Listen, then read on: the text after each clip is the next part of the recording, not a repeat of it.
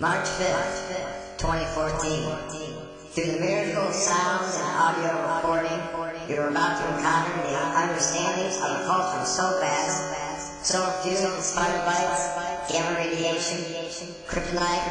The only way to understand its true identity is to get down and nerdy. DNN sequence begins initiation in 5, 4, 3, 2, 1. Hello, fellow nerds and nerdettes and true believers out there. Welcome to the first ever edition of Down and Nerdy. I am your host, Nick Battaglia, joined by my co-host, James Witham. James, why do you classify yourself as a nerd? Well, I mean, I think just like any other true nerd, it kind of starts out when you're a kid, right? And you know, you're seeing the cartoons and, you know, you're experiencing the comics and the action figures, and you just get lost in this alternate reality. And it's just this cool thing. It's larger than life. And I think it starts out that way. And then as you become an adult, it's like, you know, there's enough serious stuff in the world. You know, the life itself is serious enough. So it's that escape. And it's just cool. Let's just face it. It's just cool. Batman is a cool guy. Yes. Spider-Man is awesome. I mean, the guy swings from webs, for God's sakes. Yes. I mean, it's just cool. How can it not be cool? And speaking of Spider-Man, that's our main topic for today. But that's going to be our last segment for this week's show. I'm going to classify as a nerd as I got into nerd culture, I think, well, actually I know, not by really with comics, more with video games. I was a big video game nerd, big kind of guy like that. I played the Spider-Man games, X-Men games. Yeah. I still remember going to the arcade and had that big, ginormous purple X-Men arcade game, and always being Nightcrawler, my favorite X-Men, by the way. But I got into it reading comics later, probably when I was around 7, 8 years old. Started off with a lot of X-Men, a lot of Spider-Man, Marvel guy. I know you're a DC guy. Yeah, that's what'll make this great, by the way. So we had nice, Marvel guy and me, DC and James. And again, a lot of Spider-Man, a lot of X-Men, Hulk, Fantastic Four, a lot of things. I actually just got done today, actually, before I came over here to do the podcast.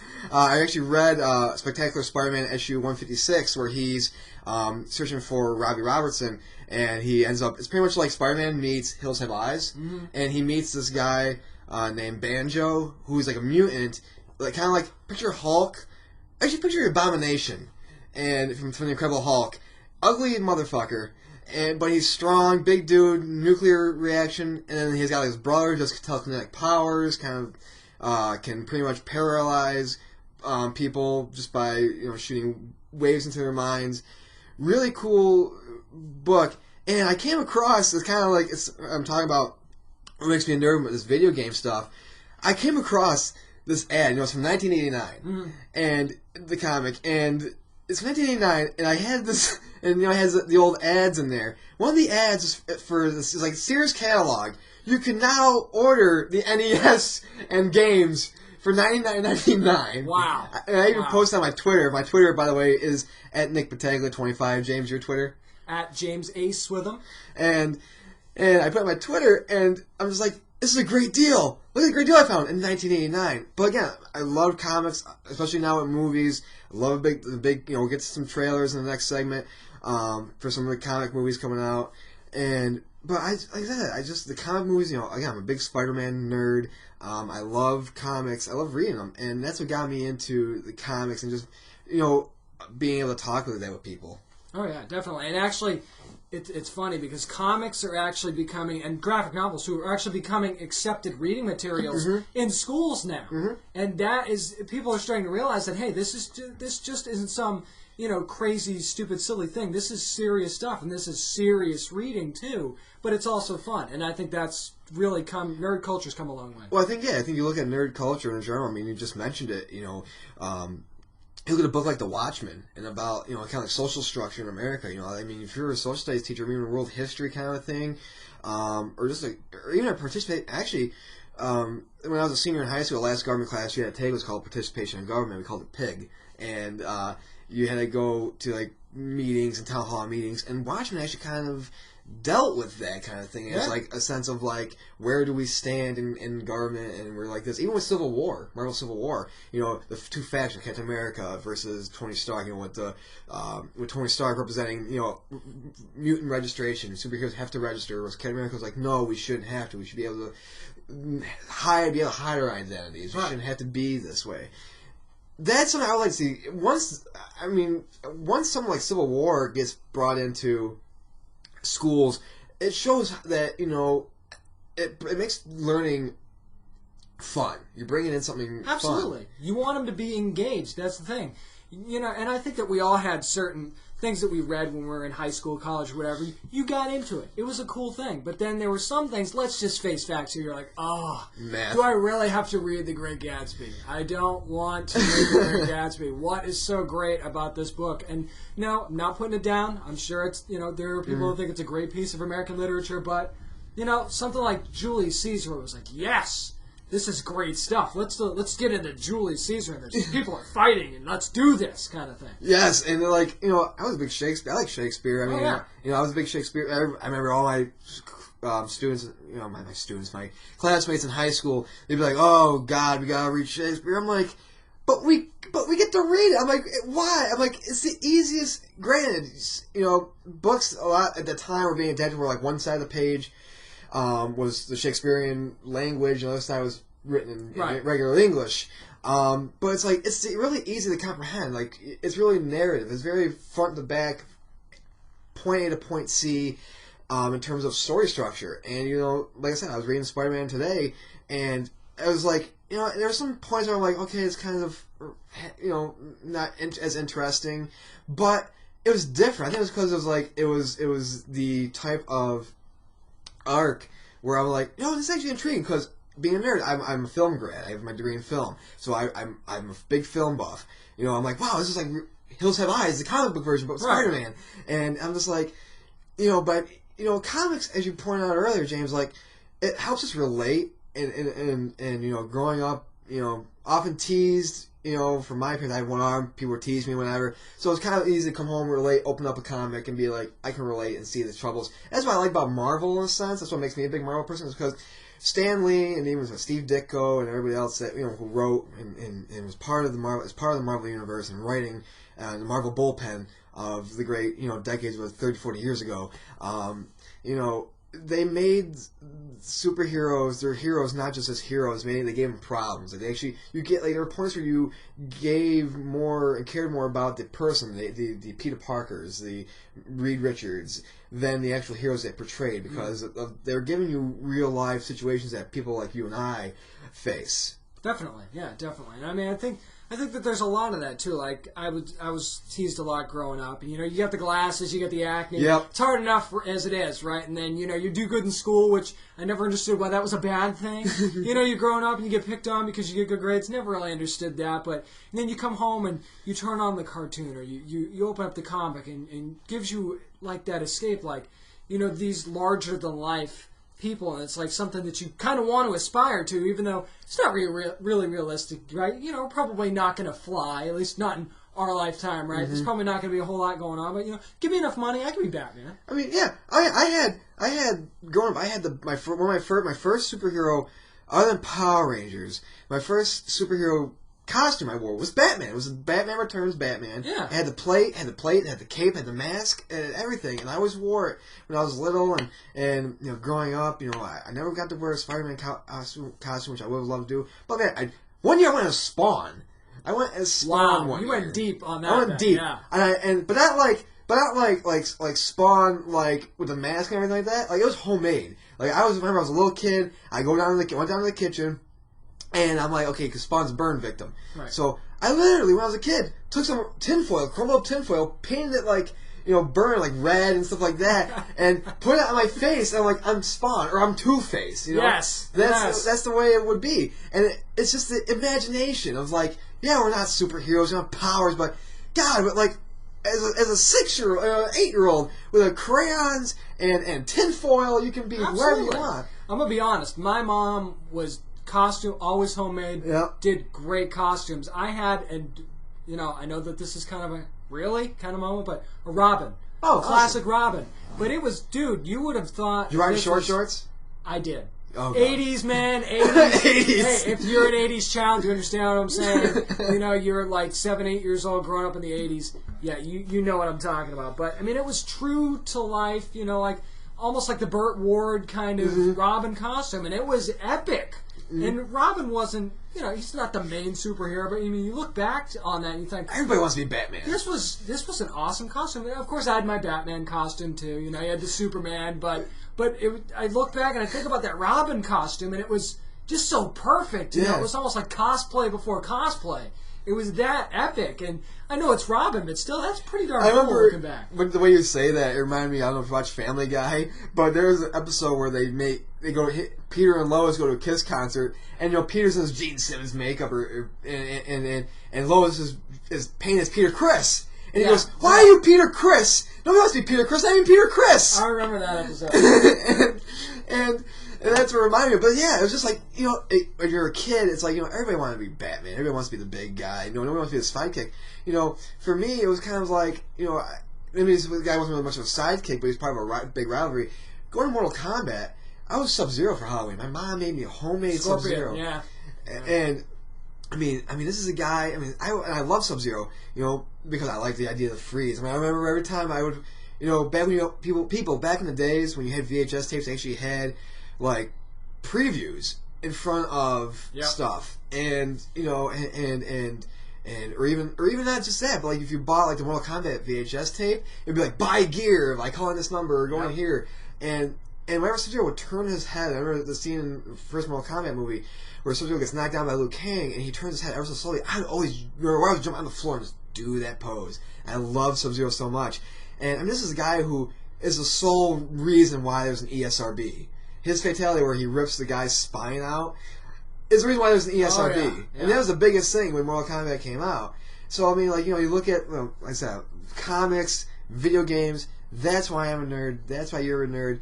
And we're going to take a quick commercial break, but we'll come back and we discuss some trailers and some other nerd news. So, stick around.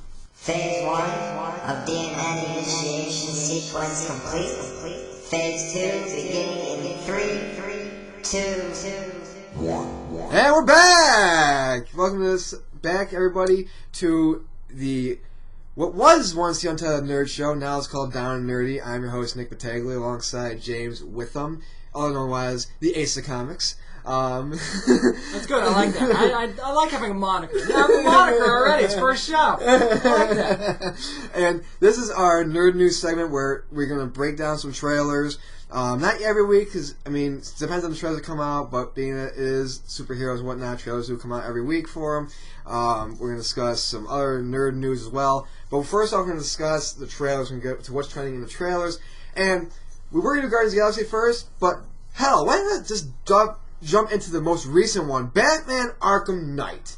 Now, the trailer for this game came out yesterday, and for people who don't know, Batman Arkham Knight is going to be the finale of the Batman trilogy. It's going to be the Batman, the Arkham, or the quadrilogy. I don't know if you want to call it Batman Arkham Origins, even though Rocksteady didn't work on it. But now, I talked to James yesterday about this. I said, it makes sense now, seeing that trailer, why Rocksteady pulled off on doing Origins. They had to kind of, I think, give themselves that extra amount of time to work on this game, because if you look at it on the surface, just the trailer alone, not just the graphics, not just the integration, but I think this is, as far as storylines go, I think they're going to want to go out with a bang here. They really wanted to put everything into every small part of the development of this game, and I think even in the trailer, I think you'd agree, it shows. Well, it does, and now people who haven't seen the trailer, it's pretty much it's built through mostly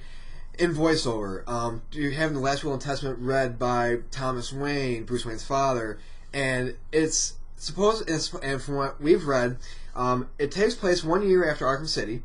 So Joker's dead, hopefully. We even talked about this last night, in the week. I'm so sick and tired of Joker being the main antagonist. Why can't it be somebody else? We need a Joker break. We need a Joker break. And so, pretty much it takes up a year afterwards. And it takes place in Gotham City. And pretty much Scarecrow unites all the bad guys. Penguin, Two-Face, Harley Quinn, together to kill Batman. And pretty much from what I read, it was that the Joker's death is what brings them all together, and it kind of like it's like a reverse Avengers in a sense. It's kind of like it's like he was I don't want to say Legion of Doom because Super Friends kind of thing. It's not corny like that. But it's very much along that same lines where they just decide to all come together for the common goal of something that they've never been able to do on their own. Yeah, and I mean. So, with this game, it's like, you read all the features that they're putting in here. Like, you can use weapons now. Your gadgets during fights.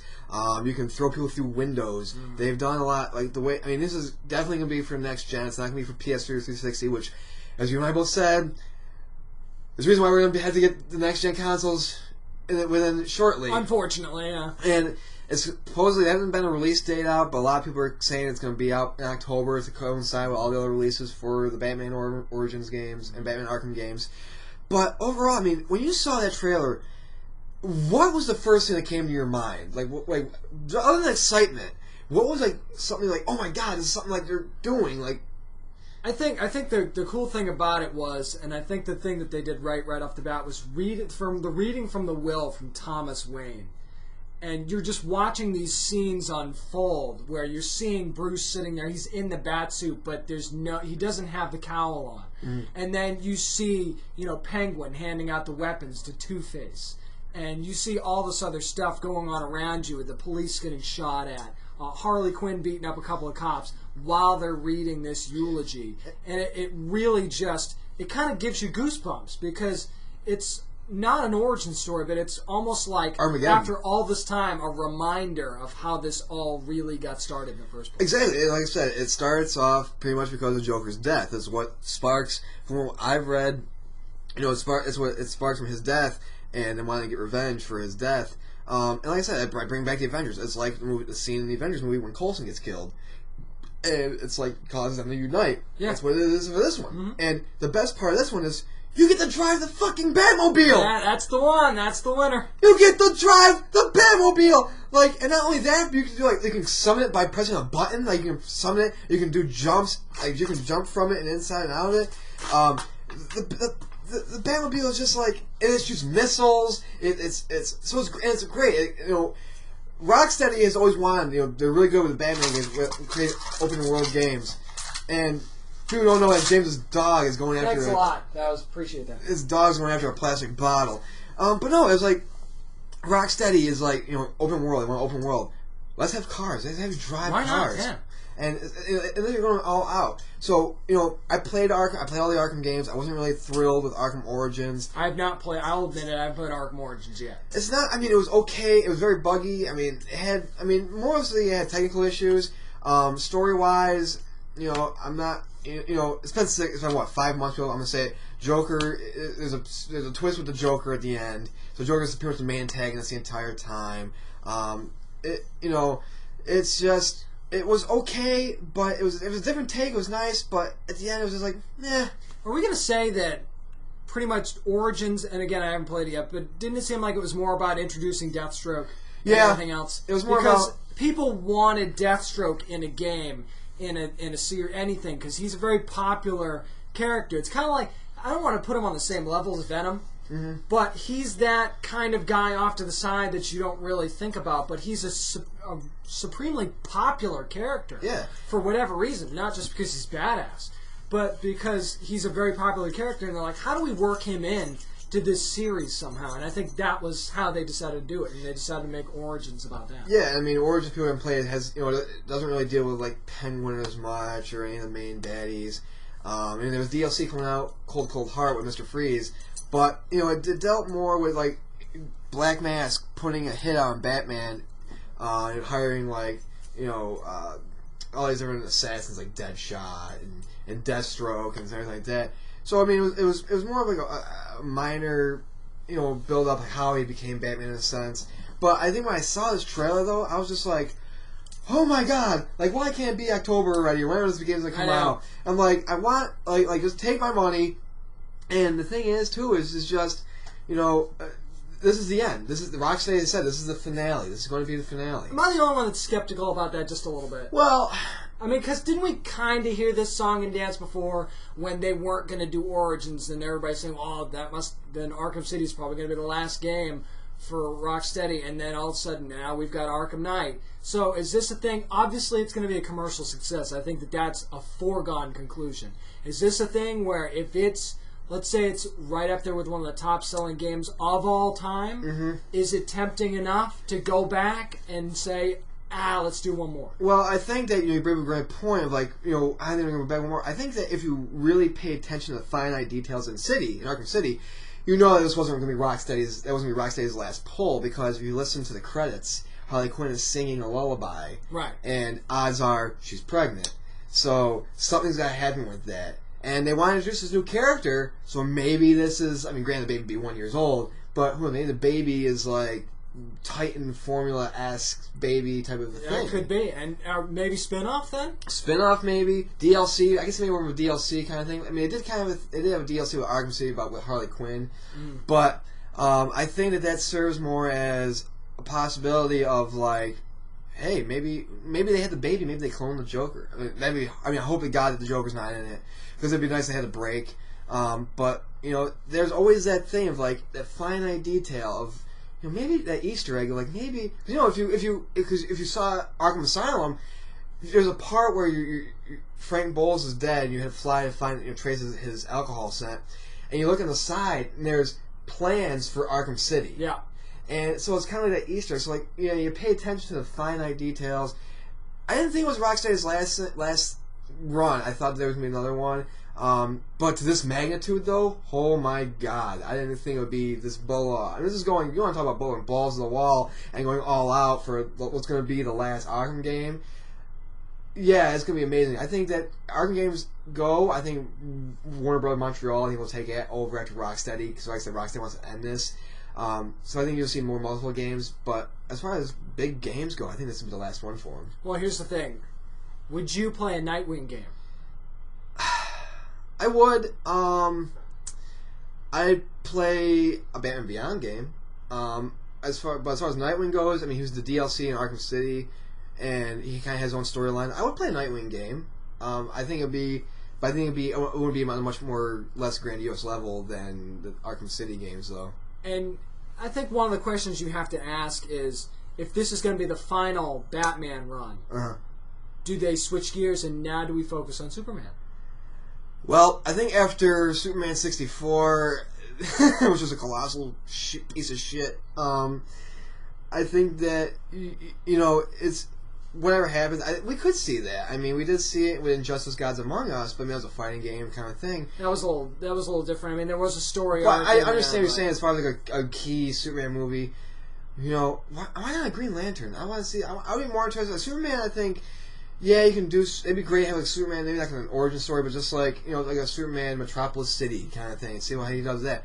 I'm more interested in playing a Green Lantern, because Green Lantern of all DC superheroes, Green Lantern's my favorite DC superhero. I love Green Lantern. He didn't really care about the movie, but I like to play a Green Lantern game, like a good Green Lantern game. I thought it'd be something that you could do. But yeah, you can focus on smaller other DC characters. Maybe Justice League game. I don't know. We'll see. It would be hard to go from Batman to Justice League right off the jump like that. I think that's. We'll get into Batman, Superman versus Superman a little bit later on. But there's a danger there in going from first we were focused on Batman. Now let's just throw everybody in there. Yeah. Well, Marvel Ultimate Alliance. Then they could do something like Marvel Ultimate Alliance, where they kind of have it kind of like where it's not a generally based one-person game. Where it's, you have all these different characters from the DC Universe can do that. If they want to do it that way, they can.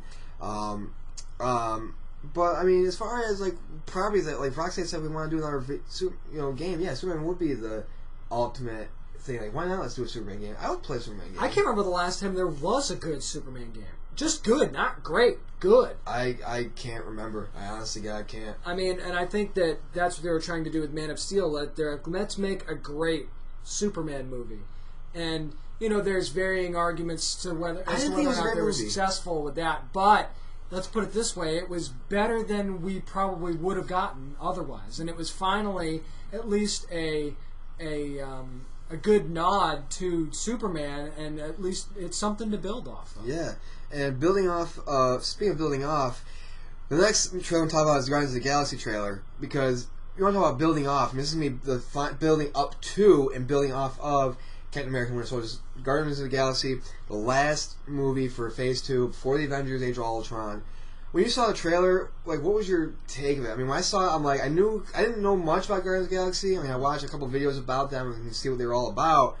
But I think that when you look at Guardians of the Galaxy, the fact that it's something that it's a break from the Marvel mold. Very much so. Yeah. And I think for me at least, it would be a big relief because I'm telling you right now, I don't know for you, but Phase 2 for me has been a big letdown up to this point. I did like Iron Man 3. I was a fan of the Iron Man 3. Even what they did with the Mandarin? That's what upset me the most. That was kind of a buzzkill for me too, but I think the overall structure of Iron Man 3, I did enjoy it. Phase 2, I would agree, it's definitely not near as strong as Phase 1. I did think that the Thor movie was pretty darn good too. As far as especially for a sequel, right? I mean, we were kind of wondering if we were going to get a second Thor movie at all, and I think that they did a pretty good job with the second one. Well, I think up to Phase 2, Iron Man 3, the big thing with me, why it made that screw this movie was the whole Mandarin pull they did at the third act. Thor 2, Thor: Dark World, I thought that the end credit sequence with the Guardians of the Galaxy, I felt was pretty out of place. I felt that Malekith, there was not much character build-up. We don't know why. Why is he a dark elf? Like, that why, was a problem with that. Yeah. Why does he want this? Like, what's pretty much red matter? Why does he want this? A lot of people are saying that's part that when they bring him to the Collector at the end of the end credit sequence is like going to be part of the Infinity Gauntlet, apparently. But yeah, I mean, the one movie I'm really looking forward to is the Winter Soldier. I'm really looking forward to this. But going back to Guardians of the Galaxy, it's different. It's a much different take. I think for me it'd be a big relief. It is. It's built mostly on comedy. I think they did a great job casting Chris Pratt. It looks like a really badass Indiana Jones sci-fi-esque movie. In a way, it kind of is, and this is really going to be, I think, the first Marvel movie that's going to take place mostly in space. Yep. And that's something I think that we've been looking forward to for a while now. And I think that for anybody who isn't familiar with the Guardians of the Galaxy, and I wouldn't say that I'm an authority on it by any means, but this is definitely going to be the most humor-based Marvel movie by far, if you know anything about Guardians of the Galaxy. Mm-hmm. But and for those who are excited about the casting of Vin Diesel, if you don't know much about the Groot character, if you're expecting Vin Diesel to have a whole lot of lines, you're wasting your time. All he says is, "I am Groot." That's pretty much it. But apparently, Chris Pratt was very excited about the way that Vin Diesel said that. I was reading an interview that he had and said that everybody else that had tested for it just didn't feel right, but the first time Vin Diesel said it, he said that was it. He said we knew we had our guy. Well, the thing about Groot is this tree plant muscle for Rocket Raccoon, pretty much, and you need that deep voice. I mean, maybe he'll change up how he says it in a sense, but when Vin Diesel talks, it's like you listen because it's like he'll strike fear, and a lot of people are like what's Bradley Cooper's Rocket Raccoon? We haven't heard him speak yet. There's a small 5 to 10 second snippet of Bradley Cooper's talking as Rocket Raccoon during one of the behind the scenes of of each character kind of sense they put on the internet, and it's like it's not enough to base off of that, but pretty much Guardians of the Galaxy humor base. I like it. I think especially with the way Marvel's going, where Winter Soldier kind of a more darker movie. Iron Man 3, despite me not liking it, was much more of a darker movie. Mm. But Guardians of the Galaxy more of hey, it's fun, it's campy, but it's going to have serious moments. I mean, don't think that there's not going to be tension in this movie, because if you know anything about the backstory of the Guardians of the Galaxy, there is tension within the group. Uh-huh. I mean, they unite for this common goal. It's not necessarily that they're all buddy, laughing around like a bunch of frat kids or something. There's gonna be some tension there, especially Gamora with the Gamora character. That's Thanos' daughter. Yeah. You might not know that yet if you're not familiar with the universe or as much with Marvel. That's Thanos' daughter, and that's gonna play big down the line. Maybe not so much in this first movie, because Thanos is not the main antagonist. Yeah, Thanos is gonna be the main antagonist for the third and final Avengers movie. We got Ultron in this one. But no, yeah, she's Thanos' daughter, so it's pretty much in the comics, at the one point, Thanos kills the Guardians of the Galaxy. And so, I mean, it's going to be interesting to see how they intertwine him in a sense. He's not the main baddie. But we'll see how this goes. But I have very high hopes for it. Like I said, when I saw it, I watched probably like 20 times. And I'm like, it's different. It's very different. It's very different. Like I said, it's like Indiana Jones, but with Marvel. It's like a Marvel version of Indiana Jones in a sense. I just think, and not that commercial success really works into it that much, but I'm just curious to see, because every other Marvel movie so far has been this recognizable character. Iron Man, Thor, Captain America. Mainstream success is important for Marvel keeping making these movies.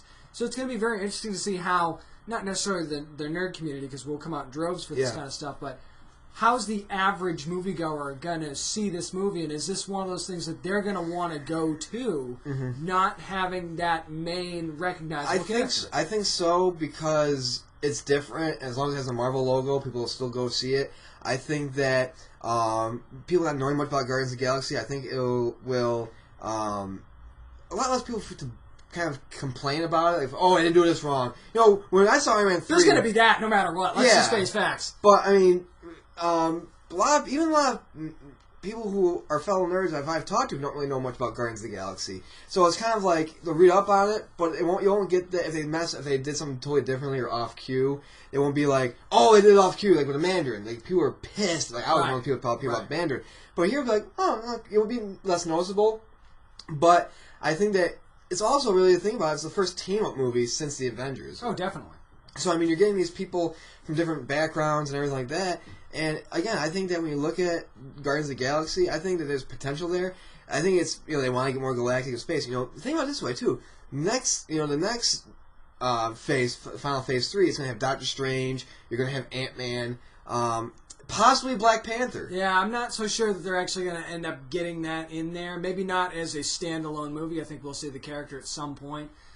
It's all going to depend on casting. And I think it honestly is going to depend on how a lot of these movies do this summer, especially Guardians of the Galaxy. Because, again, they're breaking away from a recognizable character. And I think that the success of Guardians of the Galaxy is going to point a lot towards what they want to do with a Black Panther or even a Doctor Strange at that point. Yeah, and speaking of characters going from who are unknown to a character that's well known, and that's Godzilla. Very well known. Very well known.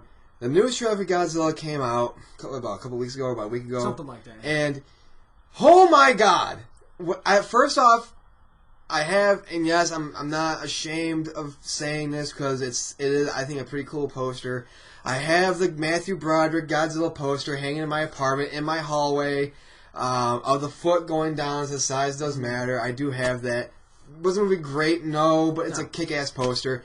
And it's great when you're walking down my hallway and see all these movie posters as you're walking down. As far as box art and stuff was concerned for that movie, that was the best part about it. The box art, the posters, they were pretty darn good. Let's just face facts. But the movie, yeah, not so much. Not so much. But, I mean, I'm glad, my reason for this is that I'm glad that it's taking place in daytime, at least most of it from what it looks like. Yes, and it's not going to rain the whole time. No. And Bryan Cranston's in it. And I'm telling you, it's weird seeing Bryan Cranston with hair. It is, isn't it? Yeah. After all that time, it's very odd. It's very odd. And, I can't think of... The guy who played Kick-Ass is in it. I can't think of his name. He's playing the main army guy.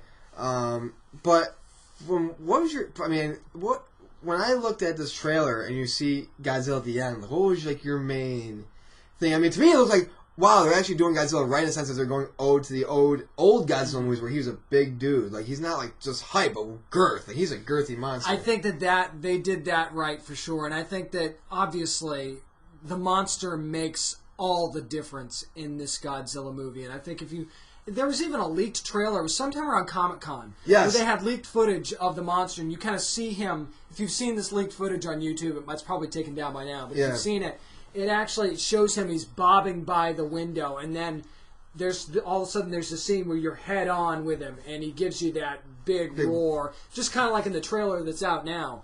But then, yeah, you do finally get the sense that Godzilla is once again this larger-than-life creature that's just destruction everywhere, which was again displayed in the trailer. Now, here's the thing that a lot of people might have missed. I don't think this is going to be your typical Godzilla terrorizes the city thing. This is going to be, I think, Godzilla versus. Because you mentioned Comic-Con. At Comic-Con, actually, I saw there's a leak trailer. It wasn't one that they've shown. That's like a dead monster, big monster that's not Godzilla, lying on the ground. It's Godzilla versus somebody else. And so, that's what I think it's going to be. And if you look at the trailer, you see a tail that's like bobbing. Godzilla, he's a big dude. His tail's a thick tail. This one's more of like a wiry kind of a tail. Right, and it's not like Godzilla's much of a swimmer either. Let's face facts with that. So you could be right. We could be talking about a versus, which is something that I think that old school Godzilla fans have been waiting for that versus thing to come back. But if you were going to do that, wouldn't you want to publicize that? Not necessarily way out. I mean, do you want that to be the surprise when you go to see it? Or do you want that to be, hey guys, this is a versus movie. This is what we're doing now? No, because I think what would happen is if they did that, if they came up with a trailer and say, okay, it's going to be Godzilla fighting this other thing, it would remind people too much of Pacific Rim. Of like, wow, they're kind of like ripping off, not ripping off, but kind of like Pacific Rim. If anything, I think Pacific Rim was the ripoff. I think for me personally, it's like a Jaws approach. I like the fact they're taking a Jaws approach where, they're showing you Godzilla, but there's something else in that water. Like, there's something else. You know, it's like Godzilla to me is that first shark in the Jaws movie where they hang up and he had the license plate in him, but then there's a bigger monster that's underneath the water. That's what I think they're getting at. And that's why I can't wait for. So I think when that moment when you see who is it, it's not even, it might not be Mothra, it'll be some big sea creature probably. There's plenty of choices, so. But, I mean, the fact of the matter is like, you know, in the trailer, it's like, you're trying to kill it. So it's like, I don't think Bryan Cranston is going towards that, it was Godzilla. I think it's somebody else. And, and I think that's the thing, is, you look at that trailer and you're saying to yourself, okay, they're shooting off these red rockets pretty much at these almost missiles. Looks like a flare. Like almost. a flare. It's weird. And you see this monster with this water. I don't think it's Godzilla. I think it's something else. And, I mean, honestly, the way that the city looks, destruction, that's way more destruction than one monster could have caused, I think. So, what you're saying is there's a possibility for Godzilla, they're going to hero him up, kind of, for this movie. Instead of him making him the, I don't want to necessarily say villain, because, I mean, it's a monster. Anti-hero. Yeah. He'll be the anti-hero. I think it's going to be what it is. It's going to be like the old monster mashup movies, fighting movies between Godzilla and somebody else. I think that we're going to have that. I think that Godzilla, while the army is going to try to stop him as well, I think that it's going to be more of like towards the end of maybe the late second, third act of the film where we're going to see this other monster, and people will be like, wow, Godzilla is not, this overall menacing guy. He's actually kind of like a protector in a sense. Now, I'm not going to say they're going to put Godzuki in there. Right. They're not going to make it like a cartoon format, which was very cheesy. It was back like the 60s or 70s or whatever. But, I think that they're building up for something that people, I think they're starting to tease and slowly that they're going to be something else. But again, I think that this Godzilla movie, I'm really pumped for it. I think that, you see people going into these bunkers. I think that's because they created, because like these two monsters are going to face off with one another. And I think, that end shot, when you see Godzilla roaring and he's in the daylight, that right there, I think is like, that's a crowning moment. It's like, that's our first full shot of Godzilla. I mean, you see the other trailer before that where he's in a dust ball, pretty much. You see his head. You don't really see it. But this one you see pretty much full force Godzilla, and it's like, oh my god, this is everything that... the way they're doing it, from putting the Japanese logo behind the Godzilla, it's gearing up, I think, for the old school Japanese style of Godzilla versus. And that's the only way to do it. I'm sure that they're kind of hoping that this is not going to be a one and done. I'm sure that they'd like to make, especially if you're going to go the versus route. If you're going to go the versus route, you can make movies till the cows come home. I mean, remember all those old Godzilla monsters, and you could even, let's face it, you could introduce new monsters if you wanted to, because I think that, as far as the Godzilla, there's less to complain about there. So this is, it's 2014. We could create some new monsters. Yeah, and I think that when you look at it, too, like, if you look at the trailer, too, James, like, there's a scene where the army guys are walking, and you can see it's a spinal column and ribs. Yeah. Boom! Right there! Doesn't that say it's going to be a versus movie or some sort of... There's another monster lurking somewhere? It definitely starts to tease... The one problem I had with this trailer, you mentioned the army guys, and now we're talking about Godzilla here. My favorite part of the whole trailer is the 5 guys with guns in the woods going through, with their flashlights, and they're clearly looking for something. And I'm thinking, this is Godzilla, and you just sent 5 guys with guns. Now, I'm not saying they're going to hunt Godzilla, because, we obviously haven't seen the movie yet. We don't know what part of the story that is. But it's just the stigma that you've got this giant monster. So, here's what we'll do. We'll send 5 guys with guns. I think what they're going to... Well, you bring that up. I think if you listen to the voiceover, they said, years ago we found something. So I think that's what they're doing. I think they're going back to, maybe years ago. Because you see they hand wipe the radioactive container. Right. So I think it's kind of like... Maybe it's like a flashback, I really maybe. hope so. Or like a recon, some sort of like that. But I mean, yeah, it's just like... My God, when I saw this, I was like, it's everything I want for a Godzilla movie. And I think too is I don't want, everybody wants to be saying, oh, yeah, I show you Godzilla tearing through stuff. You gotta have some human element in there. The main thing the Broderick thing did wrong was that it was like, you never really saw like Godzilla. It was mostly like he had the little Godzilla babies and all this other stuff. And it's like, there wasn't really a threat in the sense of feeling. It's like, the character was very bland, and it was just like, oh, let's just have a monster movie tear up, whatever. But, I mean, my God, it's just everything from continuity-wise, I think that as fans we want. If you're going to do it right. Do it right. And I think they waited long enough to be able to put the right story together. I think it was almost like the last one was thrown together just to get Godzilla back on the big screen. And I think this time they really sat down and they wanted to, let's make something that's going to sustain itself. And I think that they did that right. Yeah, now you want to talk about right story now. The first news story we're going to be getting into is something that I hate when directors do this, when they go off script, they go off mythology. Zack Snyder, the director of Man of Steel, which I wasn't really a big fan of, and he's directing the Superman Batman, pretty much said this is going to be going off its own thing. It's not going to go off any mythology or anything like that. Now, you're a DC guy. What do you feel when you read this and you saw that, hey, they're making it its own property?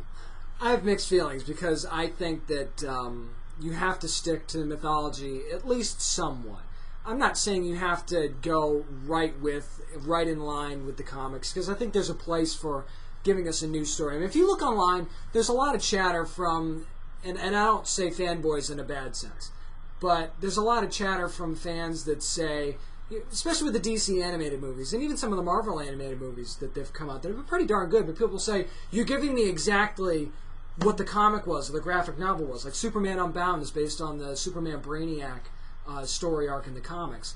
And they did pretty good justice to that, but some of the complaint is, okay, you're giving me something I'm already read, give me something new. And then when you do give them something new, they complain about that. So it's almost like you're damned if you do, you're damned if you don't. So I don't necessarily think it's a bad thing that they want to give us something new, but at the same time, if you deviate too far from what the mythology is, you're going to lose your core audience. And like if they deviate too far from the Batman universe for me, and it just goes totally off the reservation, it's going to start to lose me. Yeah, and I mean, I'm somebody, I studied film, and, I've written some films, short films, but I think that when you're dealing with comics, it's important to not do shot for shot of a comic book, because it's just like, well, why do I... It's very important. It's very, it's very important that you don't do that, because it's like, people are like, why am I going to see a shot for shot comic? I just read the comic that I have, Yeah, I'm not saying that it's going to be the first one to deviate from mythology. A lot of superhero movies deviate from the mythology. I mean, Iron Man 3, the end of that, where he gets the reactor taken out, and it's like, what the hell are they doing? Right. That was a step too far. Well, Man of Steel, I think one of your arguments with Man of Steel, and I think everybody goes to the Superman doesn't kill thing at the end when he kills Zod. Well, not just that, but not the killing in the bottom. It was the lack of the lack of structure for the city, like the lack of love for the city, where like he's just throwing Zod through buildings and destroying buildings. Superman doesn't do that. Right, and I think that there was a lot of Superman doesn't do that moments in that movie. I think that you can... I mean, Superman has killed in comics in the past. It's very, very rare, but it has happened. It's not unprecedented. So I think certain deviations are okay. And was I upset about that? I was a little upset about it, because I don't think you necessarily throw that in the first movie. And I understand what you're saying about the city, too. Destruction, care for the city, stuff like that. Avengers, same argument could have been made for the Avengers, even though it was an attack on the city on a larger scale. That's the difference, though. It's attacking on the city for a larger scale, so you're going to have buildings get blown up and guys flying by and blowing stuff up. We have a guy like the Hulk. You know the Hulk is going to destroy definitely. the city. I mean, for God's sakes, it's saying it's Hulk smash. So, I mean, that's one thing, but when you have... But they have characters in the movie of the Avengers that were based on destruction and heroes that didn't care about destructing things. Whereas Superman, he's all about rebuilding stuff and making sure that people aren't innocently hurt. And Superman's killed. the Captain America of the DC universe. Yes, and Batman is the Iron Man in the DC universe. And it's just like, when I look at what they want to do, and with this movie is, this is pretty much the DC's realization of there's no way we can follow what Marvel did in terms of everybody gets their own movie, because let's face it, Green Lantern had its own movie, it was a bust. It was budget $350 million and then made it back. It wasn't done right. Yeah. Right from the casting from the start, it just wasn't right. And I think that they are going to try and build something here, but I think that people are jumping to the conclusion with all these casting announcements that all of a sudden Batman, Superman, or Superman versus Batman, whatever they're deciding to calling it today, it's going to be a Justice League movie. We don't know that a casting of a Wonder Woman isn't going to be similar to what Marvel did, where it's like a cameo at the end, where, okay, we're going to introduce this character, and we're going to follow it up. Or they're going to use her like Black Widow. Right, or it could be something like that. So, I mean, it's all kind of a remains to be seen kind of thing. But again, getting back to the original point, giving you something new, since when has something new necessarily been a bad thing? Well, I think it's never been a bad thing, but when you look at, you're a DC guy, what is it, World's Finest. Just make why can't you make a World's Finest movie? Right, I mean, well, I think we're concentrating too much on the name. The name sucks. Let's just face facts here. The name is stupid. Yes. It shouldn't be called Batman versus Just call it World's Finest. And the reason they're not doing that is because they don't want to alienate the average fan or the average person who would go to see a movie. I realize there's a screw that element to that, because you and I want it to be World's Finest or Detectives Comics. So whatever, anything but Batman versus Superman, because it might be the worst movie title for a comic book movie of all time. Mm-hmm. It's just, it doesn't make sense, because that's not what it's going to be. To a degree it will, because let's face it, anybody that's ever picked up a Justice League comic knows that the Justice League doesn't always get along and didn't get along in the beginning. Mm-hmm. And that's the kind, you have to set that tone early on if you're going to go in that direction eventually. I mean, Green Lantern thought that the Flash was ridiculous.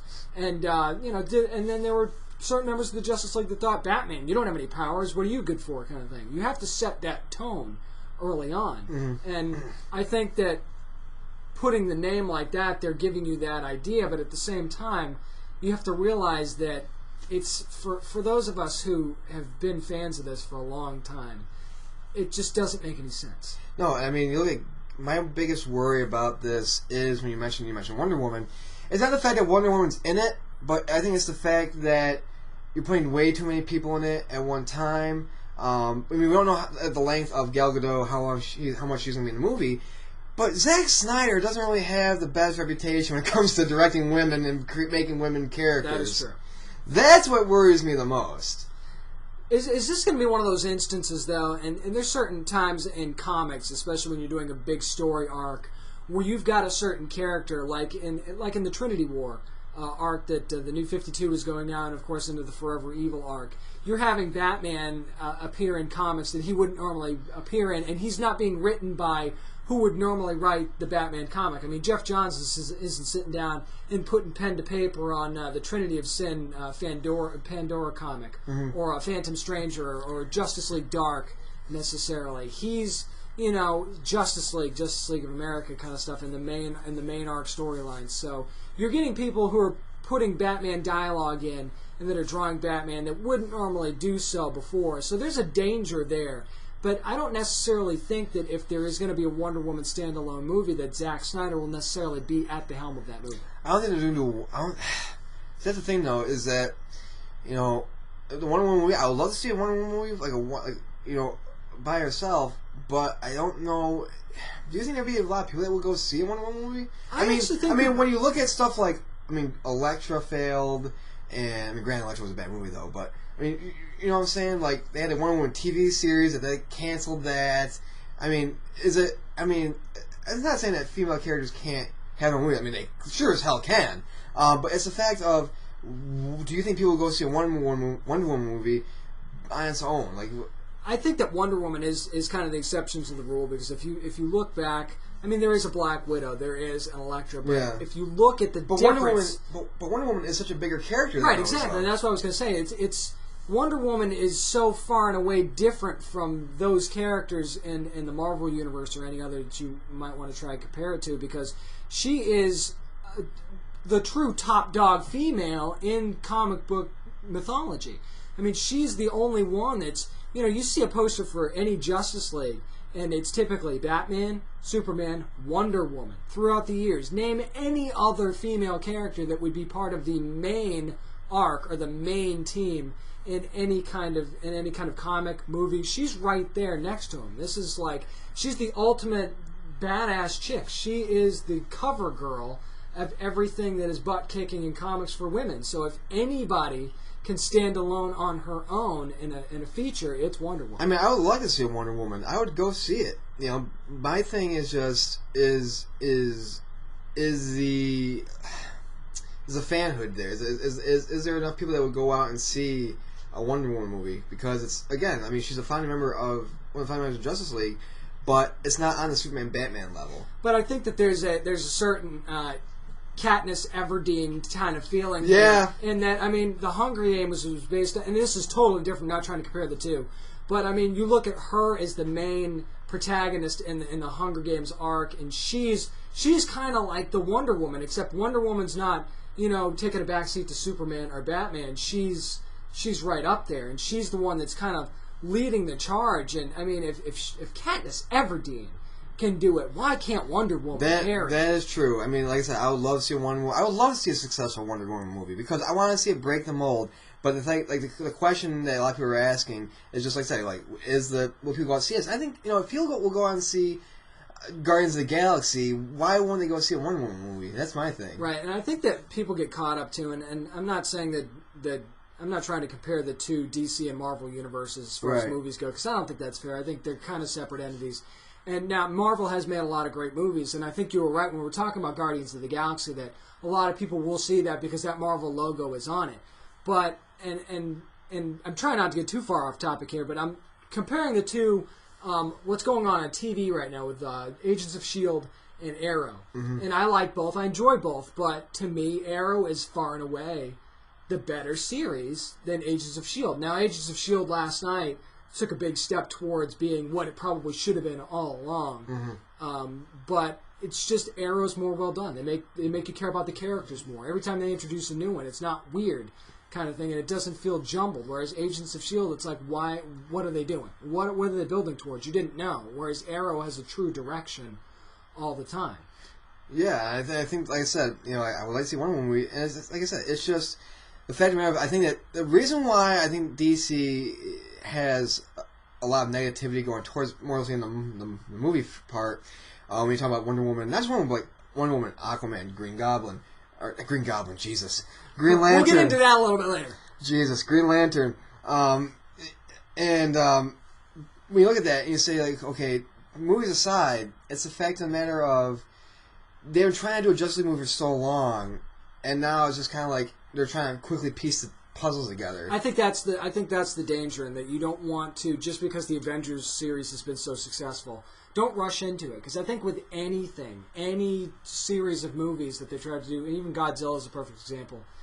If you rush into it too quickly, you're getting into the danger of it being too jumbled and it being a problem, and that you're kind of glossing over origins, or you're kind of glossing over what your main point is, just because you want to throw a character out there because you want that geek out moment of seeing Wonder Woman on film for the first time. Yeah, and now the reason why I would like to see Wonder Woman movie, my main intrigue is because it wouldn't be an origin movie. Because if you're going to introduce her to a world's finest-esque film, even if it's just as Diana, there's no you know what I'm saying? There's no need for an origins movie. And I think that's something that we get too much of. Or we don't need like if they're going to redo a Batman movie or redo a Spider-Man, but Sony every 5 years where I was going to reboot Spider-Man just to keep the rights. Right. We don't need an origin story every time. We know.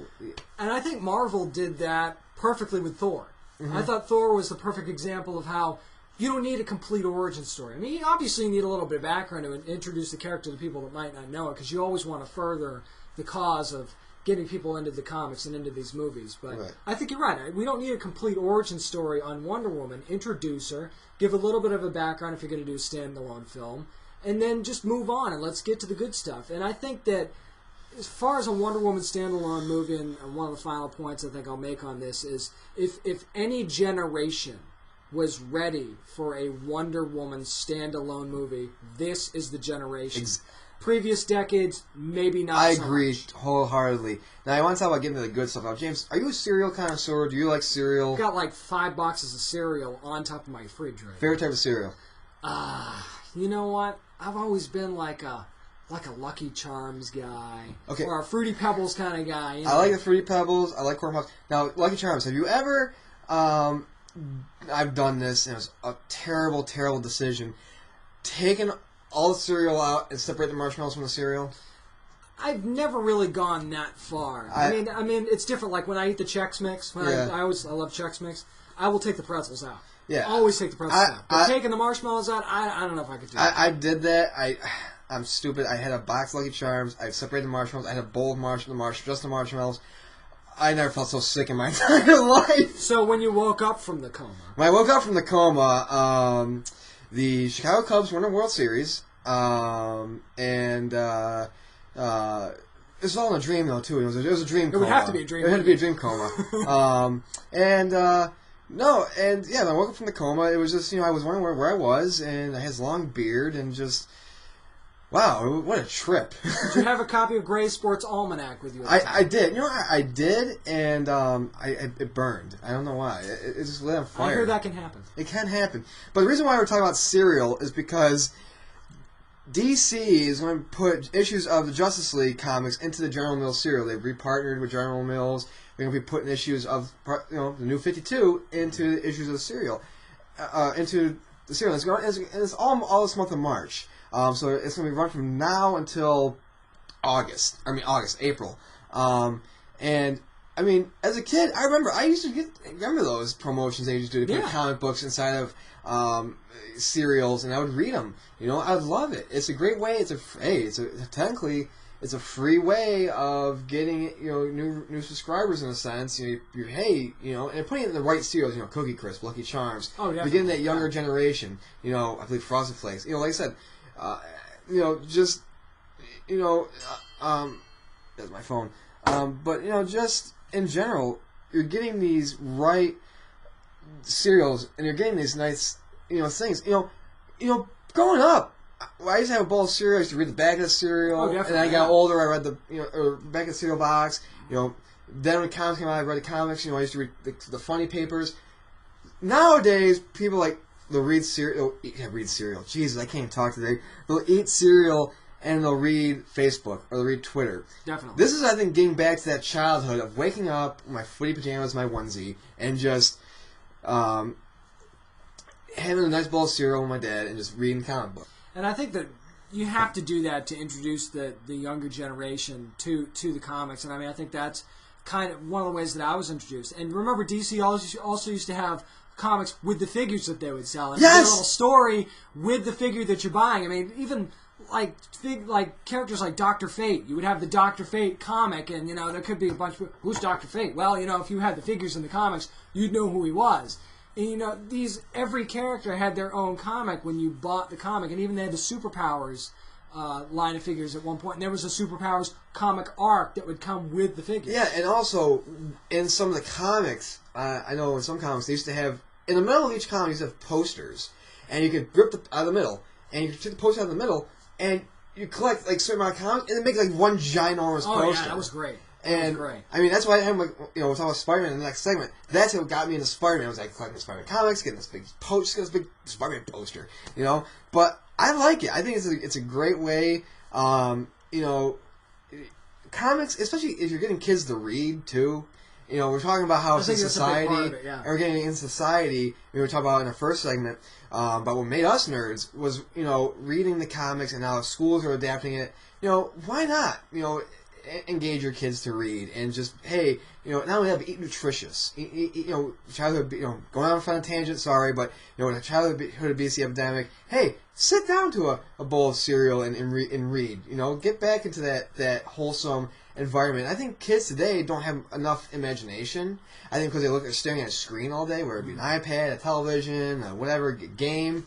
But it's getting that imagination back into kids. You know, it's getting that sense of, again, what made us nerds, where we felt like, hey, with some construction paper or whatever, we can become our favorite superhero. Right. You know, our favorite makeshift superhero. You know, I think it's a great thing. I think, you know, I wish it would run longer. I think it's something maybe Marvel should look into doing, and other comic books. Remember, you know, action figures are a big part of it too. And remember, it used to be the other way around, is that DC would use its comics to sell its action figures, not the other way around. Could you imagine in this day and age when you use a printed material to sell an action figure or a DVD or something like that? That just wouldn't happen nowadays. Back then it was the other way around. So I think that it's the power of comics and introducing a kid to this world, or even kids that already enjoy this world. You're giving them something basically for free. You're already going to eat the cereal anyway. So you're giving them something for free to either further their enjoyment of it or introduce them to something that they might not have been introduced to otherwise. Yeah, I mean, like I said, it's a great way to rekindle your childhood and just, like I said, get people to learn and just learn about comics. I mean, you know, I don't have kids. You're about, you know, you're about to have a kid. I'm getting there. You're getting there, and it's just, you know, it would be great to be like, hey, Dad, I'm reading comics. You're reading comics too. You know, it's a great bonding family moment. It really is. And then, you know, and then they start collecting, and that's how it starts. Yes. You know? It's stuff like that. And who didn't want the prize at the bottom of the cereal box? You God. Just you're elbow deep in the cereal box. You want to get that prize out now. And I think that, and even for like McDonald's and the Happy Meals, when's the last time there's been a good prize in there? So, I mean, it's almost kind of like we're getting back to that. We're getting back to, you know, there's cool things in cereal boxes again, and I think that this is a good step of, not everything old school is needs to become obsolete. I think this is something that DC's doing right. And speaking of doing things right, have you ever wanted? Of course, you want to drive the Batmobile, right? Ever since I saw the Drew Carey episode where he has the Batmobile from the Tim Burton Batmobile, or Batman from the Batman Returns, I always wanted the Batman. My ideal Batmobile to have my driveway or my parking space, because I live in an apartment. It's the old school Batman Returns with the hood going over. Yes. Defense mechanism Batmobile. I would want that. I would even go as far as to the Adam West Batmobile. I mean, even for its campiness and the time of the show, it's still for me, from my childhood, an iconic Batmobile. And even the ones from the animated series, iconic. My dad's favorite Batmobile is the Adam West one. I remember, if you have The Dark Knight Rises on DVD, or even on I have the trilogy on Blu-ray. It comes with the history of the Batmobile. It's like all the history of like they're like, oh yeah, the Buttons never did anything. It was just, you know, it was there for a thing. But they went through all of them, and just like the designs and how they got them. I want a freaking Batmobile. Now, you remember of course the Batmobile from that trilogy, the Tumbler. The Tumbler, yeah. Well, apparently you can actually buy your very own Tumbler now. Yes! This is actually possible. Now, granted, you're going to have $1 million to spend. You can actually go to jamesedition.com. And it's reasonable. You get enough people together, you can get $1 million, right? Yeah. So you can get your own version of the Tumbler. They're only making 5 of these, which is probably part of the reason why it's $1 million. But there's actually some interesting features that they have on them. Of course, you're going to have the super swamp tires with the custom rims on it. Mm-hmm. Your CD DVD player, your iPod integration. You're going to have all these driver assist cameras that you can use, because this is the freaking Batmobile. Now, it only seats 2, so, you know, not a family car. Not going to be able to put the car seat in the back seat. No. But still, you know, very safe for children. Yes. It is the Batmobile. GPS, you know you're going to have that. But here's my problem. I'm looking at all these features, but, I mean, you've got a Samsung. I've got a Samsung. Don't you think Batman would have planned for Android support? Yeah. I mean, can't we at least get that? I mean, it's $1 million. Give me a place to plug my Galaxy in. I know it's going to have Bluetooth, But still, it's not the same thing. Why is it just iPod integration? I don't know. Because iPod... I mean, we live in an age where people use their phones mostly as their iPod. No one really, uses it. And if it's separate MP3, a lot of people use phones for music now. It'd be nice to have that integration, or at least some sort of cord you can plug it into to have that kind of a thing. But, I mean, first of all, yes, people, it is street legal. It is street legal. Yeah. I don't know how much it would cost to fill up a tank, but, I mean, because they said it's not an everyday thing. I would picture because maybe the tires and just the type of thing is. I would like to see there's a picture we were looking at on the story. It's outside of what looks like a warehouse. I would like to see maybe inside. What's the interior going to look like? And how are you going to get inside of it? That's the other thing, too. Is it open from the side? You're going to climb on the top? I mean, it almost looks like it's almost like the Batmobile that you described, where it's going to slide backwards and then slide back in front. I gotta tell you, the one thing I don't see on this thing is windshield wipers. Yeah. I mean, it's the little things, Yeah, it's the kind of important things, like windshield wipers, that you might need. I don't think we'll be blowing fire out the back because, people tailgate. People do tailgate, unfortunately, especially in Virginia, where it's kind of snows sometimes, and people like to tailgate, and they don't know how to drive. It's not good. No. But, I mean, this Batmobile, I've always wanted a Batmobile. It's $1 million. But one thing I wonder, too, is, if this is like a tumbler, I wonder if it has the bat bike inside of it, so you can shoot out of it. I wonder. And are we going to get the bat pod where you can pop out of there like that? Yeah, I would like to see that because sometimes you just want to leisurely drive. You can't put the top down on the Batmobile, so why not take the bat pod out? Now we just talked about my favorite Batmobile if I had to own one. You said you like the Adam West. If you had to own one today, if you walked outside and there was a Batmobile, in your driveway, which one would it have to be? Ah, man, that's tough. I can't argue with you with the Batman Returns Batmobile. I think it climbs walls. It really does. And I mean, just being able to do that again, like you said, in the traffic. If I could, swing off of a sign or something and get ahead of the wreck, yeah, sure, I would do that. Or being able to. But I mean, the tumbler, you could off-road it if you wanted to. Yeah. You can't really do that with the other Batmobiles. Take it to the desert and dune buggy it. Why not? I mean, you could climb up the pyramid. Who hasn't wanted to climb up the pyramid? That would be amazing. Come on. Speaking of climbing, we're going to take our final break, and we're going to get to our main topic, which is Spider-Man, the web crawler. You don't want to miss it. Stay tuned. We'll be right back. Phase 2 of DNN initiation sequence complete. Third and final phase beginning in 3, 2, 1. Well, James, with great power comes great responsibility, and we have a responsibility to our listeners to finish on a web-swinging, strong note, and that is going to bring us to our main topic this week, which is the web crawler, the Amazing Spider-Man. Now, I am a big Spider-Man fan. I'm a geek of Spider-Man. I love Spider-Man. He was really the first, other than X-Men, he was pretty much the first superhero I got into. I was introduced to Spider-Man by comic book way, reading a little bit of a couple of Spider-Man comics. First one issue I read, I don't remember the number, but I know it dealt with Spider-Man and Doc Ock. It was more of like the current, back in the 90s, it was more like the current runs. It wasn't like an old run.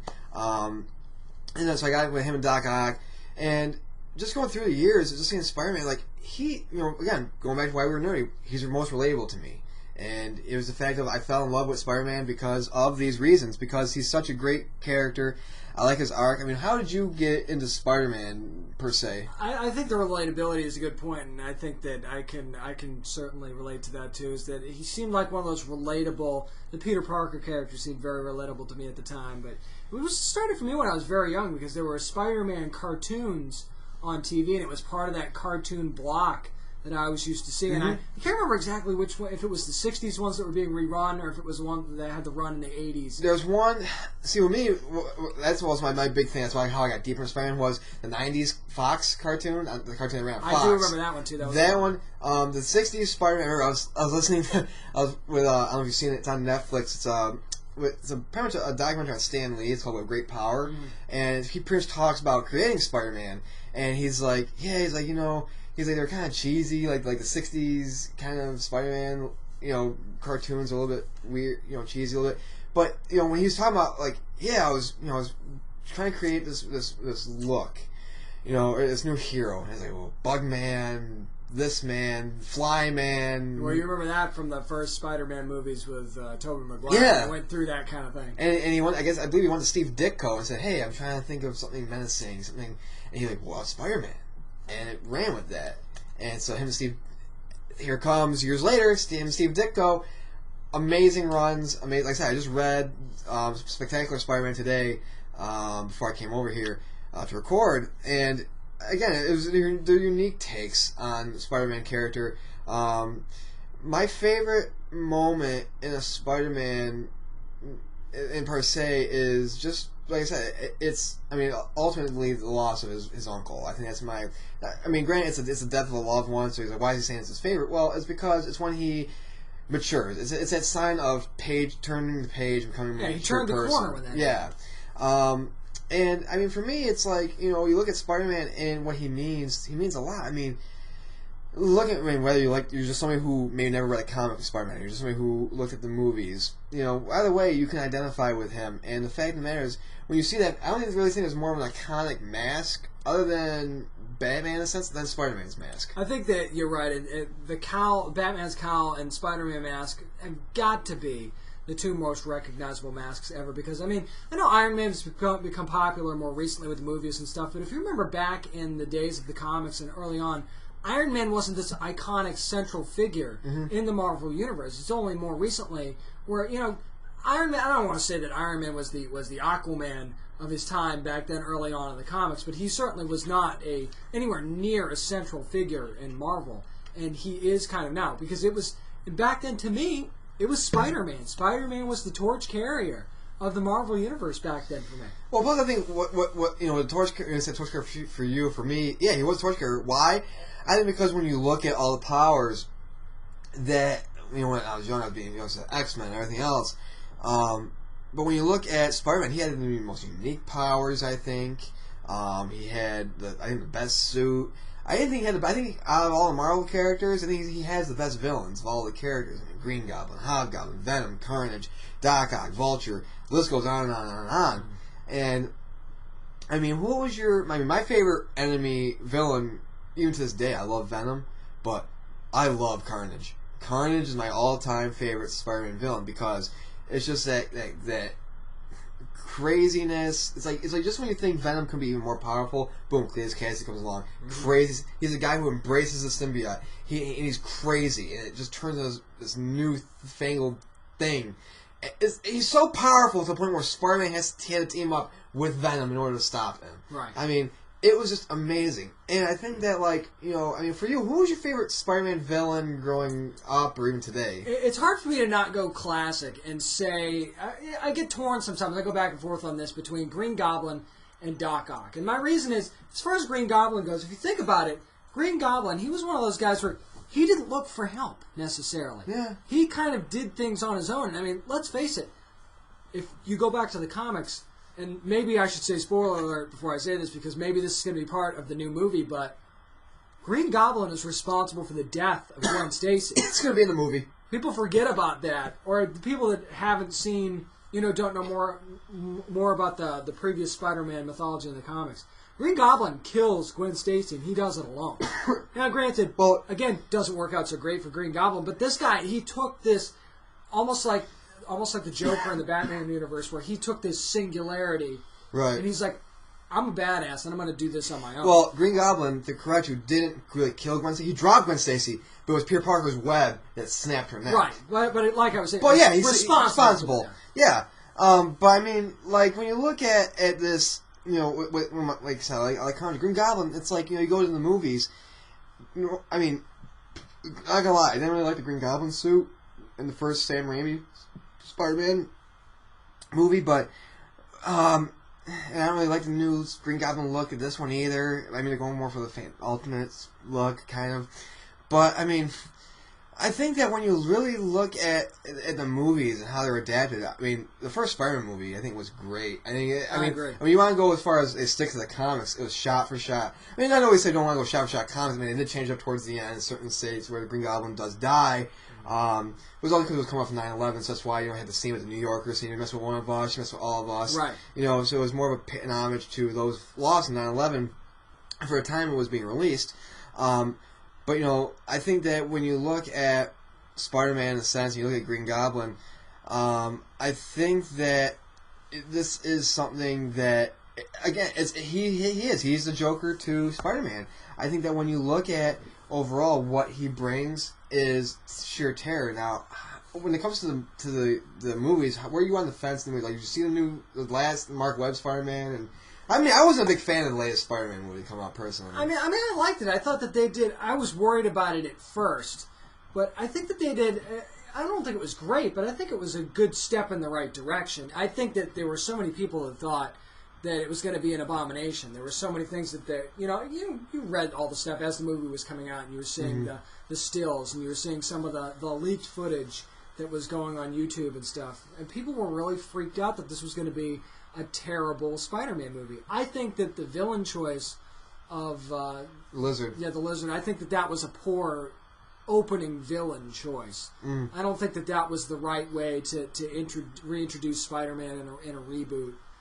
I understand why you got to pick somebody. That's what they landed on, and I'm not saying that they had to go Green Goblin right away, but I just think having the Lizard as the first choice, that's not what I would have done. See, with me, I'm going to start off with the Raimi movies, and I'm going to work my way up. You know, Green Goblin, great first, as Peter Parker's first enemy, pretty much, was Green Goblin. Right. Second movie, Doc Ock, perfect, building on it. Third movie, and this is, I look back at it now, and it just suffered from way too... You can tell Raimi and the studio wanted to go in two different directions, and they couldn't mesh together. Raimi didn't want to do Venom. He wanted to make it like his own movie, and she said, "No, Venom, we need Venom," because everybody wants Venom. They're clamoring for him. So they did Venom, and it ended up not working out so well. Terribly miscasted by Topher Grace. Topher Grace. Yeah. Terribly miscast.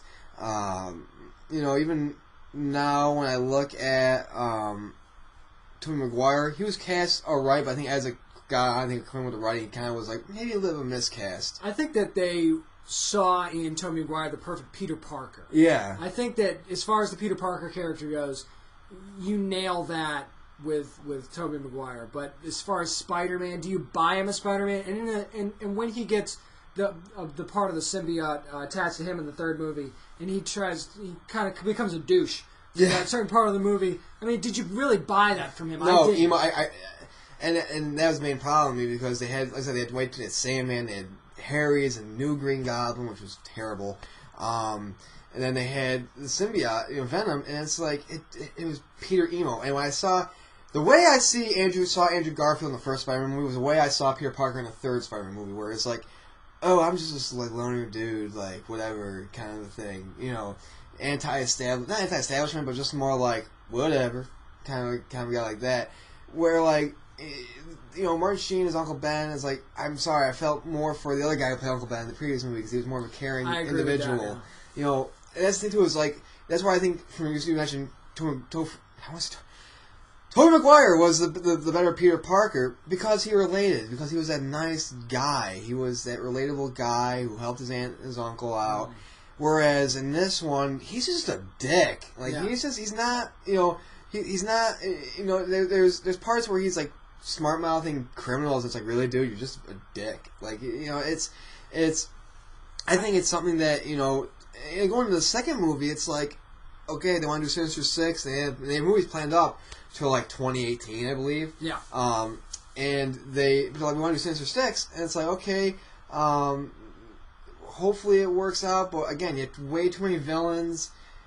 It's just going to cluster everything. Right. How is it going to be brought in? That's the question. Is it going to be thrown in the middle? Of course, Electro is the main antagonist in the movie, but when and how is the Sinister Six thing going to come about? That's the big question. I mean, a lot of people are believing that the whole Paul Giamatti is a Rhino, and he's going to be more of in the beginning, like he's going to be more like like Peter Parker. We've seen their stills of him tied up and pantsless. Right.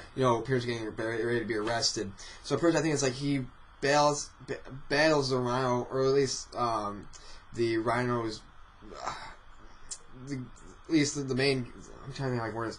He battles the Rhino at the beginning of the film, but he doesn't have the suit. He's just the mobster, the Russian mobster. He's not really anybody in particular. He's just a weapons dealer or whatever. But I think as the way goes on, he's going to become the Rhino, getting the mech suit and everything like that. Billy, on what you said about the Lizard, I mean, they had to go that way because they were teasing the Lizard for so long. They teased the Lizard for 3 movies, pretty much. And they had to go that route. And because they wanted to do it where he's wondering about his parents, so Kirk Connors worked with his father, why not have some sort of connection there? So I can see why they did it. I didn't like the way the Lizard looked, really. I wish that he did maybe look more longer snout, more reptilian, in a sense. I think he looked more like a Koopa from the terrible Super Mario movie. He really did. He really did. I mean, but yeah, I mean, when you look at my main thing with superhero movies is just that having way too many bad villains in there. I mean, it's something I worry about, and we'll see how it goes. But I mean, it just worries the hell out of me. And at one point, you say, "Well, you gotta give this poor guy some help." I mean, I know that's not really the point of movies, but I mean that's kind of the stigma that you would get at least from the average fan too. It's like, geez, you got Sinister Six and this guy by himself. We got to give him some help. Well, they're teasing Black Cat in this movie. They cast like Felicity Jones. Is playing supposedly Felicia Harding, and she's uncredited right now. And she's uncredited, and that's my guess is that because Felicia Harding dated Harry Osborn, right. In the movie we see the Goblin come down the glider, and she's standing right outside where the glider is. It's like she's gonna be Black Cat. There's no way. And I mean, you have to do that if you're gonna introduce Sinister Six. You got to give the poor guy some help at some point. And I'm sure that there's going to be a certain reluctance there because, again, you see the part in one of the trailers. I'm not sure if it was the latest or one of the previous trailers where he talks about basically everyone that gets close to him gets hurt kind of thing. So, I mean, if we are looking at a Black Cat sort of situation, I think that there's going to be some reluctance there. And I think that might actually play off pretty well. But go back to the comics. What was the one... I mean, every comic series has their low point. Or a point where fans say you turn on the comic. What for you was that point where it said, you know what, forget this. This is really of all the choices you could have gone, you're going this way. I think that right before they decided to go, Marvel decided to go Superior Spider-Man more recently. I think that it had kind of gotten stale.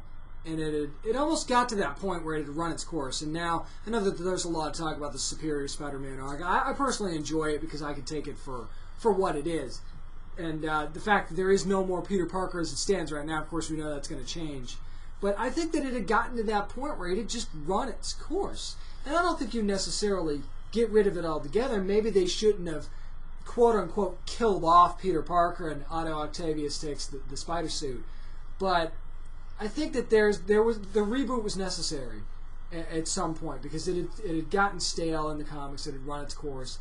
It was something that needed to be refreshed, redone, and Marvel's finally come to their senses. Amazing Spider-Man #1 is going to be coming out here in a few weeks.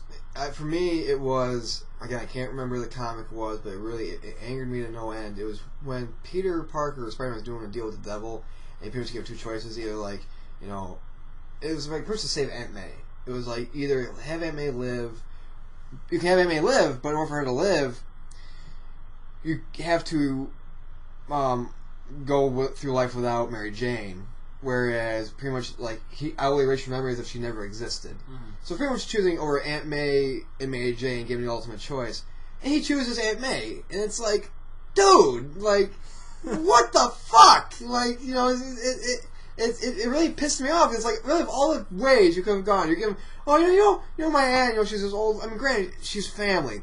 But it's like, this woman is like, the reason why Spider-Girl exists, she's the only girl that's giving you really any real attention and love. But yeah, I'm just going to throw her to the side. She doesn't matter. It's like, oh God, it really made me just go berserk. I mean, you get that there's a difficult choice there. There's no winner. I understand, but there's no right or wrong answer there, and I guess any choice you make is going to kind of suck from whatever perspective you go to. But you almost kind of feel like in a situation like that, there's got to be a way to save them both. Right? Yeah. It seems like there's always that. And I mean, it's the hero always wins kind of mentality, and I know that necessarily, you got to have surprises at some point. The hero's got to have a down point or has to lose at some point to keep things interesting. But in a situation like that, didn't there have to be a spot where there's got to be a way to save them both? Kind of? Yeah, and it's just like I said, it really turned me off. And Although I didn't realize Spider-Man. Now I'm starting to get back into it and reading more of like online stuff and just online comics and just looking at different things. But like I said, I love Spider-Man so much, and it's just like I said, it really turned me when I did it. It was like for me in a film sense, going for a different subject, but it was kind of like for different. Also a different character, but Iron Man, the way they did the Mandarin. Which, spoiler alert, the Mandarin is actually not the Mandarin. He's an actor portraying this Mandarin character, and Guy Pearce is Jim Carrey ripoff, pissed off, scientist is, I'm the Mandarin. It's like, no, there's so many plot holes with that. The Mandarin, people are like, well, the Mandarin was the most funny, racially charged, funniest thing. It's like, no, it's like, they could have done it differently. The Mandarin is the Ra's al Ghul of Marvel. Yep. They could have done it that way, where he's a constant living being. He lives vicariously through other people or whatever, or through his image. And it's like you waste Ben Kingsley's time. But I mean, it's kind of like I hate when they do that. When it's like, I don't mean to go off on a tangent, but I mean, when it comes to Spider-Man, it's like, you have this choice, and you have like, what's going on here? Oh, really? Like you're going with right. this, and it's like of all the choices you could have had, of all the ways you could have rewritten this or written it, you're going with this route.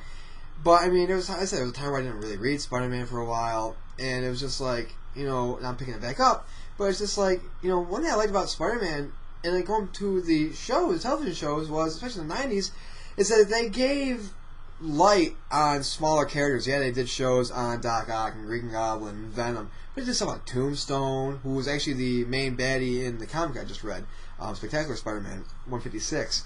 And Tombstone, Hobgoblin is still a big character, but I mean, they gave it's smaller tier characters. I mean, it's Kraven the kind Hunter, of the bastardized version of the Green Goblin, but I mean, in a way, it kind of freshened the Goblin character back up. Yeah. I mean, it gave you this new take on the Goblin character. So here's the thing. So before we close, we're going to end on this. Two things. First thing is, in the future Spider-Man movies, what's one bad guy you would like to see that hasn't been done in any Spider-Man movies yet? Oh, jeez, that's a tough one. I think that just for the pure chaos version alone, I do think that, not to kind of pander here, but I do think that Carnage would be a good way to go. I think that is, I mean, as far as pure chaos alone, I mean, you could, there's others, I mean, like Mysterio, excuse me. You could do that. You could do the Vulture thing. You could do that. Well, they're doing the Vulture because you saw in the trailer. And that'll be in Sinister Six. But I mean, and it would be easy to go Venom, but again, Venom is one of those characters that throughout Marvel, they've heroed him up too. Well, they're doing a Venom movie though. That's the thing. Is after this movie, then I think is after this one they're doing a Venom movie, or to the next Spider-Man they're doing a Venom movie. Either way, they already slated they're doing a Venom movie. I wasn't sure that was a sure thing yet, but that'll be cool then. But I mean, I think that Carnage, for the lack of the better word, Carnage, and the chaos that would bring, I think that would be a good, constant action type of thing. I would like to see, like, Carnage be great. My only thing with Carnage is, he's a psychopath. How can you do a PG-13 of Carnage? That's my question. That would be tough. It would be tough. I would like to see, Hobgoblin, but I kind of want to go away from the whole Goblin aspect. I would like to see a Mysterio movie. I think Mysterio is actually one of the most intriguing characters. I like to see a Mysterio. No, actually, you know what? I take that back. Scorpion. I want to see a Scorpion movie. Okay, that'd be interesting. I would like to see a Scorpion because, especially in this one where I think in this next one he's going to be starting working for the Bugle now. Why not have that creation of J. Jonah Jameson? He'd be like, hey, to kind of be his own Spider-Man-esque kind of thing. The guy goes nuts and attacks Spider-Man. It's like, why not? I would like to see that. I like to see a Scorpion movie. I think they could do it really, really well. It's really, really easy. My main thing is I would like to see a Scorpion movie just because it'd be different. It becomes like, let's do it. I still want to see how badass a Scorpion suit would be. That would be really good. I mean, and I know that people complain about having a lot of CGI and everything, but I mean, the technology's there that could make this very, very cool. Yeah, and I mean, you look at the technology, and it's just like, my main problem between this new one and Raimi is just like, okay, Raimi's using more practical effects, and the fighting looked a lot better. But But then you look at this one, I'm like, okay, it's more CG driven. But then again, you look at it, it's like, well, it's Spider-Man. His movements, not like he can do with CG, are more Spider-Man-esque. Right. He can do more realistic moves Spider-Man would do. It's almost like this is available for you. Why not use it? Yeah. Now, the second and final thing I will ask here before we close today in this week's edition, the first edition of Down and Nerdy, is when you look at Spider-Man, as far as comics go, where would you like to maybe see them take Spider-Man in the sense maybe they haven't taken him yet, kind of sense? Maybe, is there somebody you'd like to see him team up with, or... I mean, I think they've done a pretty good job with that. With the Superior arc that they've got now, they've got the team ups. They've actually got a whole series that focuses on villains. Having Otto Octavius as Spider-Man, it's been interesting because it's a different take, and it forces Otto Octavius to have that more hero mentality. But now it's getting to the point where it's kind of out of control, and now Spider-Man's kind of tilting towards the villain side. So. Maybe it's the old softy in me. It's the old-fashioned one. I mean, I want to see Spider-Man go back to the do-gooder guy. Yeah. I want to see it go back to the way Spider-Man was. And I wouldn't. This is one of those instances where I don't think I would mind seeing a new villain brought in. I would like to see where I like to see them go with Spider-Man. Like I said, he's teamed up with a lot of great people. He was even part of the Fantastic Four at one time. There's an arc that actually has him teaming up with Daredevil at some point. I would like to see that. I would maybe more expand the universe with him and Daredevil.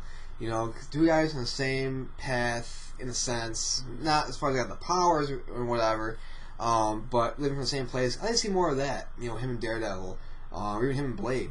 Something like that. Something like that. Like it's kind of expand upon going back to the animated series. Something like that. I would like to see maybe something where Jonah Jameson gets powers or something like that, or something happens where Jonah maybe turns evil. So maybe Jonah becomes a kingpin or something. Well, I mean, and you certainly come close to being pushed over the edge before. Well, in the comic I read today, it started off with him having to sell the Daily Bugle. He sold because of stock manipulation. Daily Bugle went to a new owner. So, I mean, we'll see. In the Superior arc, J. Jonah Jameson's actually, for any of you who are reading it, is actually the mayor. Yeah. And he gets backed into a corner by the Otto Octavius Spider-Man, and he's basically handcuffed, so he's the puppet for the Superior Spider-Man, basically, behind the scenes, and it drives him nuts. So it's almost like he's right there on the verge of being pushed over the edge. I want to see him snap like that. I would like to see a Jonah Jameson just snap, become like a mob-ish. I could see that happening. I could easily see that happening. Well, it's easily happening. This, sadly, is ending for this week. Thank you everybody for listening to the first episode of Down and Nerdy. We'll be back next week with a brand new episode, new trailers, new news, new topic. Send us fan questions. Hit us up on Twitter. Hit us up on other social media networks. He's at James Ace Witham. I'm at Nick Battaglia 25. NICKB as in boy ATTAGLIA. The number 25. Send us fan questions. Hey, if there's a topic you want us to talk about, let's do that. But for right now, I'm Nick. He's James. We'll see you next week, everybody.